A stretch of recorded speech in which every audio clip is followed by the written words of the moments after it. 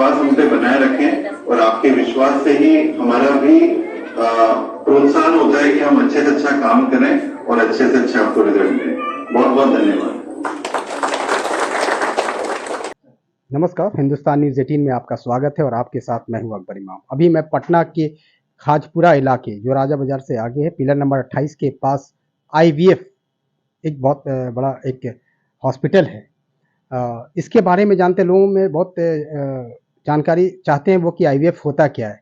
हमारे साथ सर जुड़े, इनसे जानते हैं कि सर सबसे पहले अपना परिचय दें। मेरा नाम डॉक्टर दयानिधि है और मैं इंदिरा IVF पटना का सेंटर हेड हूँ। उसके साथ साथ बिहार में जो इंदिरा IVF है उनका बिहार हेड हूँ।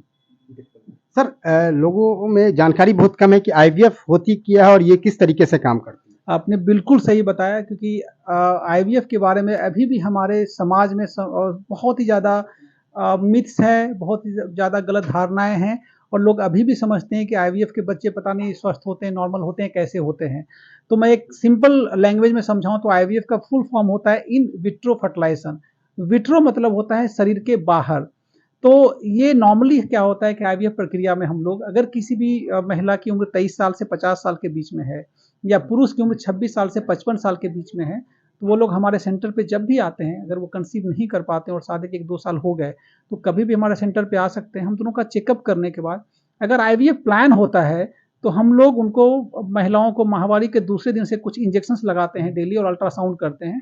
10-12 इंजेक्शन लगने के बाद जब उनके एग अल्ट्रासाउंड में बहुत मैच्योर दिखते हैं, बहुत ज़्यादा क्वालिटी अच्छा हो जाता है, तो उनको हम 5 मिनट के लिए बेहोश करते हैं।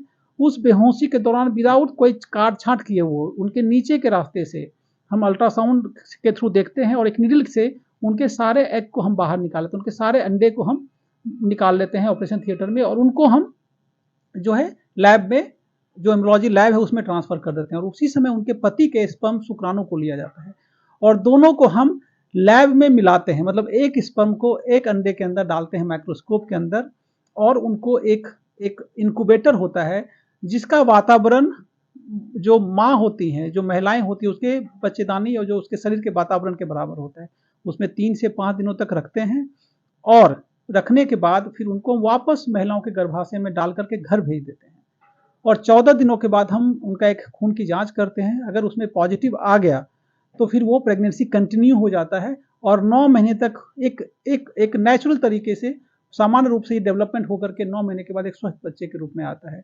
तो जो शुरू का 5 दिन है वो हम सिर्फ महिलाओं के शरीर के बाहर कर रहे हैं और बाकी का सब महिलाओं के शरीर के अंदर हो रहा है, इसलिए इसको हम लोग IVF बोलते हैं। सर ये कितने दिन का प्रोसेस होता है ये प्रोसेस और कितने सर लोग को, जो महिलाएं होती हैं उनको एडमिट करना पड़ता है, वो कितने दिन का प्रोसेस होता है? ये देखिए डे केयर प्रोसेस है, इसमें कभी भी एडमिशन का जरूरत नहीं होता है। बस हमको क्या करना है कि पहली बार जब पति पत्नी आते हैं तो एक दिन में उनका 3-4 घंटे उनका चेकअप करने के बाद जब अगली बार वो आते हैं तो माहवारी के दूसरे दिन से 15वें दिन तक 15 दिनों के लिए उनको पटना के आसपास कहीं रहना होता है। अगर वो आसपास के हैं, दूर के नहीं है, तो पटना में डेली आना जाना करेंगे। मुश्किल से 15-20 मिनट को हॉस्पिटल में आना है, इंजेक्शन लेना है, अल्ट्रासाउंड करा के घर चले जाना है, कभी भी एडमिशन नहीं होना है।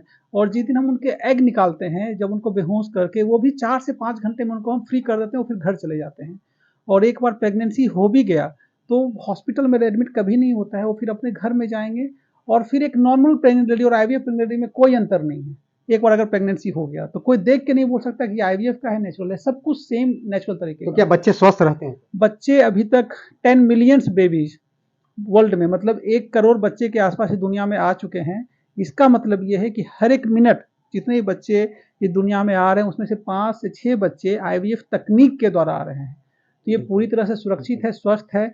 और आज से जब ये टेक्निक शुरू हुई थी तो इसका सक्सेस रेट 0.5% था, अभी ये 80% के आसपास हो गया। अगर आप किसी अच्छे सेंटर में करवाते हैं जहाँ का डॉक्टर का एक्सपर्टीज अच्छा है, इक्विपमेंट बहुत एडवांस है और उन सब के साथ साथ सारा टीम मेंबर जो है वो बहुत अच्छा है। सर सबसे एक आखिरी सवाल है सर, बजट, लोग कहते हैं कि बड़ा महंगा होगा, IVF में जाएंगे, बहुत इसकी तकनीक बहुत महंगी हो जाती है, तो क्या कुछ बजट आप बताएंगे, क्या लगता है? देखिए नॉर्मली निसंतानता का जो ट्रीटमेंट होता है वो 3 तरीके का हो सकता है कि अगर प्रॉब्लम के आधार पे IVF सबसे मतलब हम बोले बेस्ट ऑप्शन है, लेकिन उसके अलावा बहुत कपल में देखते होंगे कि कुछ दवाई, कुछ को साथ में कब रहना है पता नहीं होता है, तो हम उस केस में सिर्फ मेडिसिन दे करके उनको साथ में रहने का प्रक्रिया बताते हैं। इसका मुश्किल से खर्च दवाई का 5 बहुत 2-3-4 हज़ार रुपये जो दवाई का खर्चा लग गया। ये हो पूरा गया बजट कितना तो होगा? फर्स्ट हो गया ये आईवीएफ नहीं, जो एक नॉर्मल प्रोसेस हो गया। एक आईवाई जिसका 10,000 के आसपास कॉस्ट आता है, और आईवीएफ का मोटा-मोटी 1,30,000 से 1,50,000 के बीच में आता है, जिसमें मेडिसिन का खर्चा 90-95 हज़ार होता है, और बाकी जो प्रोसेस है, हमारा जो हॉस्पिटल खर्चा है, वो लगभग 35,000 के आसपास है। तो यही एक मतलब 130 टू 150 के आसपास एक साइकिल का आईवीएफ का कॉस्ट सर पड़ता मतलब है। एक सवाल ये भी है कि सर बहुत सारे लोग जो होते हैं, बहुत जो मिडिल क्लास लोअर क्लास की फैमिली होती है, वो बजट अफोर्ड करेक्ट। कर पाएंगे कि नहीं कर पाएंगे, ये मैं जानना चाहूंगा कि आपके तरफ से, आपके सेंटर की तरफ से क्या फैसिलिटी दी जा रही है? 2 चीज़ें हम लोगों ने किया है कि हम लोगों ने एचडीएफसी बैंक से टाई अप किया है। मतलब क्या है कि उसको 0% इंटरेस्ट पे लोन हम लोग यहाँ पे उपलब्ध करवा रहे हैं। लो इंटरेस्ट जो है इंदिरा आईवीएफ पे करती है, और उसका जो टोटल खर्चा है वो ईएमआई के आधार पे वो मंथली दे सकते हैं, तो इससे उनको बहुत फ़ायदा हो जाता है। दूसरा जो हमने उपाय किया है कि अगर कुछ पुअर लोग हैं तो अपना जो हॉस्पिटल खर्चा है, जो हमारा हॉस्पिटल खर्चा है, उसको हम लोग रिड्यूस कर देते हैं, कम कर देते हैं, क्योंकि दवाई का खर्चा में कोई भी कम नहीं कर पाएगा। तो डेफ़िनेटली ये 2 चीज़ें हम करते ही करते हैं, और मुझे लग रहा है कि इससे बहुत लोगों को फ़ायदा भी हुआ है। सर अवार्ड मिला है, आपको कैसा लग रहा है पटना सेंटर को? ये अवार्ड सबको अच्छा लगता है, और ये अवार्ड सिर्फ अवार्ड नहीं है, ये मोटिवेट करता है हमको और हमारे टीम मेंबर को कि हमको और भी अच्छा करना है।